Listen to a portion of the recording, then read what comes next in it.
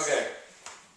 Ready to do this? Yeah. Okay, so this list that we didn't 100% completely disagree, but for the most part we disagreed. Like, yeah. So it's a last man standing thing.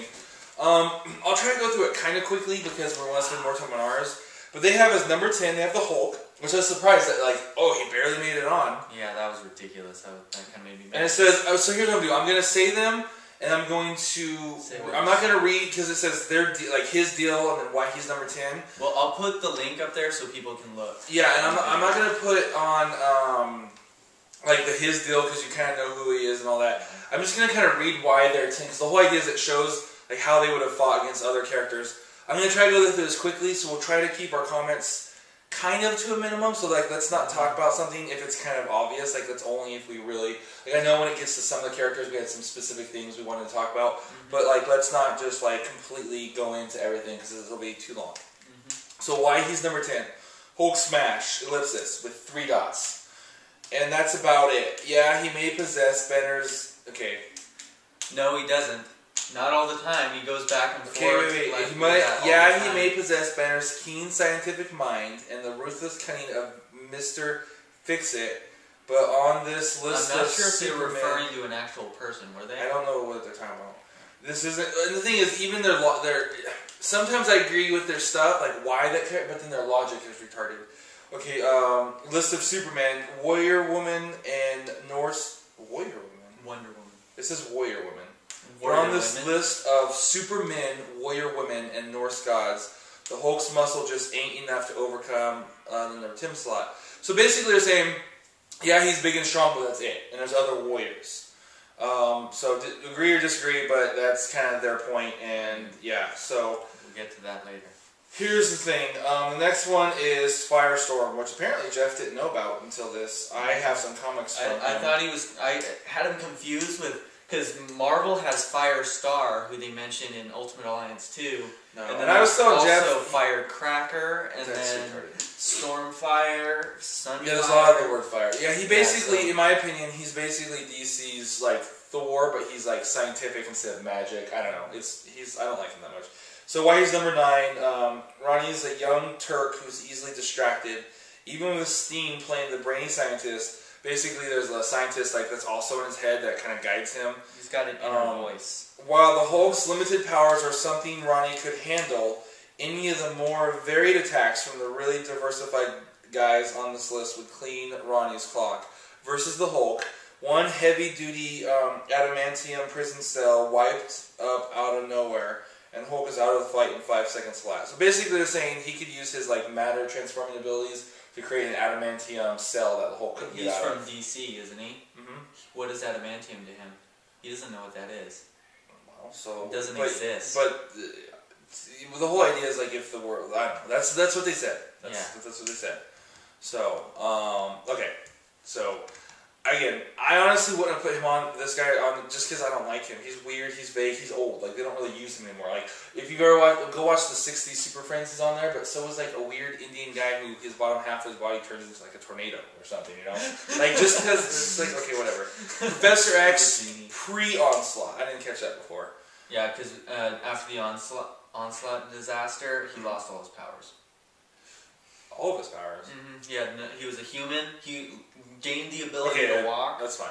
Lost his ability. Okay, so why he's 8. And the other thing, too, is they pick their era of them, which I kind of do a little bit, but not as bad as they do. Mm-hmm. While he's 8. While the good professor may possess the most powerful melon on Earth, his frail body would prove too much a liability against the powerhouses on this list. Versus the Hulk, no contest. Professor X would sense old green genes through thoughts from a mile away, and after having zero success trying to reason with him, turn old Jade Jaws into a green vegetable. Okay, that's reasonable. Versus Firestorm. Before Firestorm could think of a way to nix him, Professor X would hear his thoughts and force Steen and Raymond to separate to their powerless civilian personas. So basically they separate, he'd force them, so they'd like power down essentially. Mm-hmm. Do you have anything to say about that? Because I don't. I'm going to spend more time on the next one probably. But I'll go ahead and go because I'm going to talk about that later. Okay. Oh yeah, because okay, that makes sense. Okay, the next one, which I can kind of like, I was surprised this character's on here because he's not like a DC or Marvel. And generally, when it comes to most powerful, like they don't throw Spawn. Well, of course, he's really powerful. I personally think he's more powerful than they say. But anyways, here we go. Why he's number 7. His fear of using his finite powers, this is what you were saying, against the Titans on this list would give his opponents an opportunity to get a second shot in, which against this crowd would be one shot too many. Okay. Versus the Hulk, Spawn has lost body parts in the past without sweating it too much. So while the green skin Goliath, this seems to get to be a lot, so I probably shouldn't read versus everyone. Yeah. I'll just read versus the person before them, because, okay, we'll just do it that way. So I'm not going to read. If you want to know all of it, because it is pretty good, you can go read the link. I'm just going to read the person right above them, because otherwise this will take way too long to read all. So versus Professor X, when Chuck probes a disturbing alienish mind, which makes no sense because he's not alien. He gets all disoriented. And they don't like Shadow King or somebody like that. Oh, maybe alien isn't like alien, not like foreign. No. And they don't come more disturbing than resurrected government hitmen / generals, which, I guess, in training for Satan's war against heaven. The second Charlie taps into old Al's noggin, bam, the professor would be stunned for a few seconds, and that's all Al would need to leave Chuck a stain in a wheelchair. Okay, that's pretty reasonable. That's not true just because of the fact that Professor X goes noggin to noggin against people like the Shadow King, who rules an entire dimension. No, but what they're saying is Mephisto. Well, they're not saying that because he's all like. They're saying that because he's like a new character. Like it would take Professor X a second to probe his mind to kind of find who he is and what he's about. And by the time he realized, I'm in a fight with him, Al would have taken him out. So what they're saying is he would have paused. They're saying that the content within his brain would yeah, but I mean, him, and I'm saying that even if they're wrong, I think what I'm saying is probably true, because this is one of the reasons, because I had Professor X on my list, and I cut him because I think it's true. Yes, he's the most powerful psychic, but he's so unwilling to do anything. Like he has this moral code, and the fact that it would take him so long, because like I said, first he would sense you and he'd have to probe you, and then he'd kind of think, and then he'd try to reason with you, and you'd have to be like, no, we're going to do this kind of thing. But like they're saying Al would basically, or Spawn would basically just like kill him before he would even, you know what I mean? Like, so they're saying that Professor X would stall way too long, is what they're essentially saying. Yeah, that's probably true though. So that's arguable. That's why he would stall too long with him. He'd stall too long with anyone else, and he wouldn't be on the list.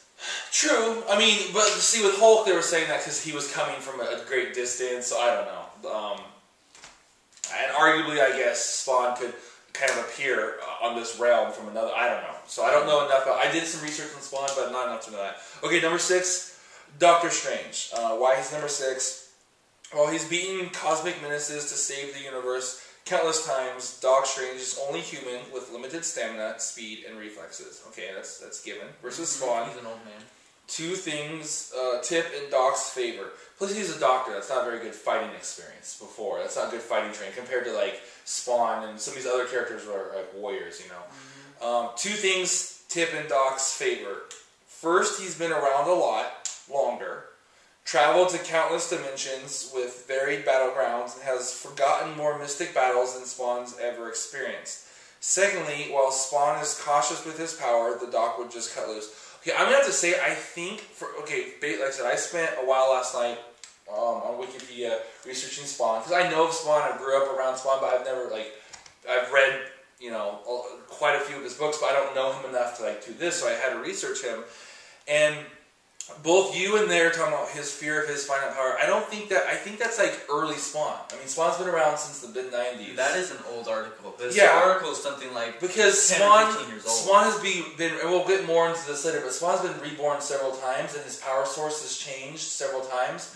And, again, I didn't finish all my research. I don't know currently, but at one point... He's one character that I'm not sure if it's possible to finish all your research on. Yeah, exactly. Because he's so... and he's been around so long, he's done so much, so I don't think that I could be wrong, but I don't think that that's an issue, his fear of his limited power, because, his power source and his has changed, and it's been renewed. And a lot of the characters in Marvel where they change Herald type of character. Exactly, so it's kind of like that. So Doctor Strange...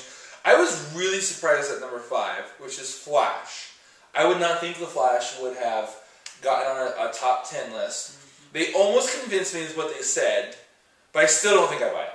But they almost convinced me. Like if they were just trying to convince me that he should be on a top 10, I would buy their argument. But then if I look at the other characters, I'm like, but I still don't think he can beat any of them. You know what I mean? So let me read this. Why he's number 5. It's next to impossible to react to this guy's attack. Yeah, it's true, but his attack isn't very good. Yeah, it's a weak one. It's like, it's really hard to react to a mosquito's attack. Yeah, it's like being attacked by... Then again, I mean, the Chinese talk about the death of, like, what, 1,000 cuts, 1,000,000 cuts, or whatever. Like enough paper cuts can kill you, but anyways, not if you're Superman, I guess. You're not going to see him coming, again, but if it doesn't affect you that much when he hits you, what does it matter? And by the time you realize he's there, he's already hit you 100 times over. Again, like, what does it matter if he hits Superman 100 times? All he's done is disseminated his hands, mad, broken his arms, and like he now has bloody stubs where his hands used to be. Okay, versus Doctor Strange. Same deal as Spawn. Doc Strange isn't going to know hitting him. What? Isn't going to know hitting him, and isn't going to stay conscious long enough to find out. Isn't going to know who's hitting him? Yeah, I think that's what they mean. It's like, he's basically going to attack Doctor Strange so fast that Doctor Strange... and that's true for Doctor Strange, because he's just a guy. So his punches, 100 punches from the Flash, would probably kill him, you know? Compared to, if you're invulnerable, 100 punches from the Flash is going to do nothing but make you laugh. Okay, number 4 is Wonder Woman. And why she's number 4, raised an Amazon warrior. Wonder Woman isn't just some muscle-bound brawler. She's a highly skilled warrior that is in her favor, who knows how to spot an enemy's weakness and exploit. So that is in her favor. Versus the Flash, we see Diana hammered relentlessly by hundreds of blows from the as good as invisible Flash, but between her 9 vulnerability, so near invulnerability, super speed, and canny fighting prowess, she'd eventually detect, I apologize, I haven't drank enough of this yet, detect the pattern in the Flash's attack and stun him with a glancing blow. So she'd basically barely get him, but that would, long enough for Diana to finish the job and then collapse. I think that's kind of retarded because his blows wouldn't hurt her too much if she's 9 vulnerable.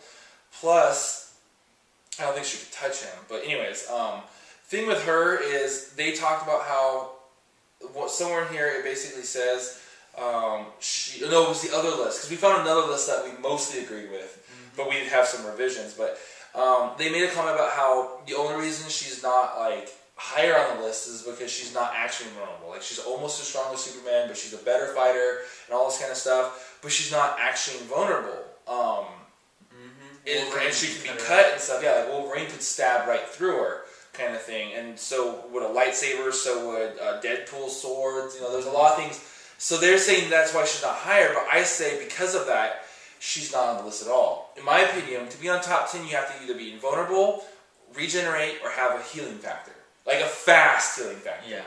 Like Wolverine's healing factor is almost too slow. Almost. Yeah, so I'm on mine just because don't give stuff away. Is almost But yeah, so I'm saying anything below Wolverine's healing factor, like Captain America's healing factor, go home. Fast enough. Go that's gonna keep you alive. Wonder Woman would take him. Yeah, exactly. So I think that because I'd love to see that fight though. Yeah, because he's got the heart factor,